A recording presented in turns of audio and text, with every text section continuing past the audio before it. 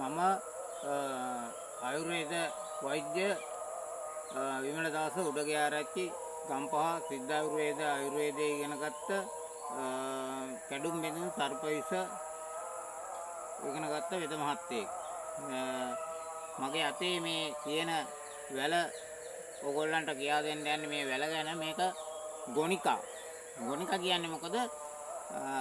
ගොනෙක් මේ හරක් කනලා වැටිලා මැරිලා ඉඳලා තියෙනවා. ඒක වල්ලන්නේ කට්ටි වෙනකොට ගොනා මේ එතන තිබුණ වැල් කාලා ඉරලා මේ වැල් ටික කාලා මේ ඌ පණ පිටින් ඉන්නවා. ඌට සනීප වෙලා. ඌ මැරිලා වුණ සතා මැරිලා වගේ හිටිය සතා මේ පණ ඇවිල්ලා. ඒ ඉතින් එදා ඉඳන් තමයි මේකට මේ ගොනිකා කියන්නේ.